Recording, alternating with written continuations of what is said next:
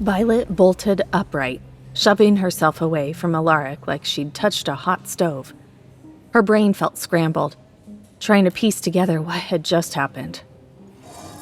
The last thing she remembered was struggling to stay awake in class. Looking around, Violet realized with a groan that school was out, and she'd been asleep the whole time. Who knew how many classes she'd missed? She glanced at Allaric, who was giving her a look that practically screamed, "You're welcome." "Don't even go there," Violet said flatly. Then she noticed a small glistening stain on his jacket. Her stomach dropped. "Sorry about the drool." "Just the drool," she emphasized. Allaric didn't say a word, just stared at her like he was trying to read her mind. His silence was unnerving, and Violet felt her cheeks getting hot. Annoyed and embarrassed, she jumped up to escape the awkwardness. But before she could move, Alaric's hand shot out, grabbed her arm, and pulled her back down. "What's the big idea?" Violet snapped, glaring at him. "We have unfinished business," Allaric said calmly but firmly. "I believe you are about to tell me about a certain dream." Violet frowned and shook her head. "Nope, nothing to tell." "Fine," Allaric said, leaning back. His voice hardened. "We'll do this the hard way then. But unlike Griffin, who you can manipulate with your fake crying, that trick won't work on me." Violet's jaw dropped. He knew. Her heart pounded, and her cheeks burned with humiliation as she remembered the Griffin incident. Okay, so her tears might have started fake, but they'd become real. Not that Allaric would ever understand that. She gasped as Allaric started taking off his gloves, when his bare hands were finally visible. Sparks of lightning crackled between his fingers, dancing like tiny threads of energy. The air around them felt charged, thick with tension.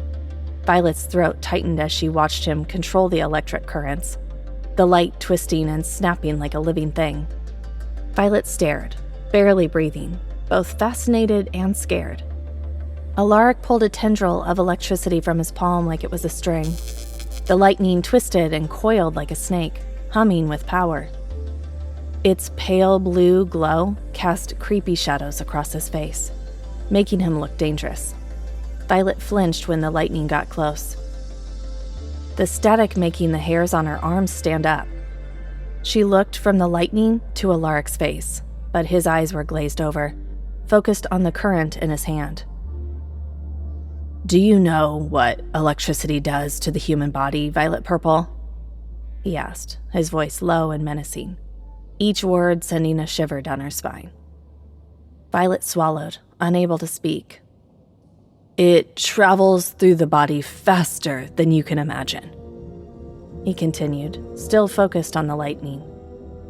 "The nerves? Fried instantly. Pain receptors? Overloaded. Before you can even scream." The lightning flickered closer, crackling. Violet shrank back, pressing against her chair. "And the heart," Allaric continued, his voice ice cold, "isn't designed to handle that kind of shock. It seizes up, stops. A human has seconds, maybe a minute, but a werewolf?" He shrugged casually like he was talking about the weather. "We have a better chance of surviving. Why? Our bodies heal. Yours doesn't." Violet's chest tightened. Was he serious? Or was this just another one of those twisted mind games Allaric and the other alphas loved to play? His expression was blank, his pale blue eyes cold and distant, like he was just stating facts. As if to prove his point, the lightning danced closer, its glow reflected in her terrified eyes. Alaric's gaze locked onto hers, the coldness thawing slightly. "Now," he said, his voice smooth but firm. "Tell me about the dream. Everything." Violet's hands clenched. For a second, she thought about telling him where he could go. Why did he even care about her stupid dream? But the electric hum, the sharp sting of heat in the air, and the intensity in Alaric's eyes stopped her. She gulped. Fine, I'll tell you.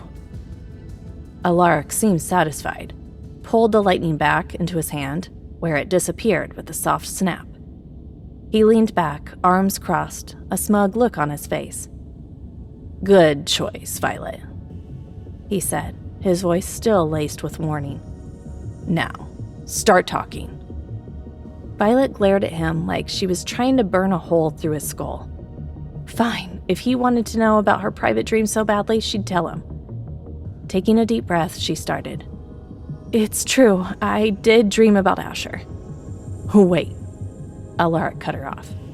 What led to the dream? Was it one of his mind manipulations, or did you conjure him up on your own? I don't know. Violet hesitated. I can't exactly tell, especially after he... She trailed off, realizing she'd said too much. Allaric's sharp gaze didn't miss a thing. After he did what, Violet? He pressed. Violet's heart pounded, a wave of heat washing over her.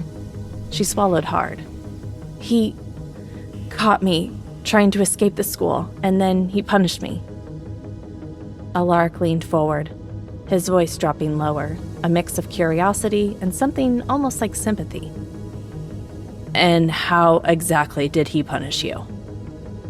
Violet's breath hitched, her palms sweating as she fought to suppress the heat that was building inside her. Her voice wavered. See that button on screen? That's your full story. Tap it and download the Pocket FM app now for free.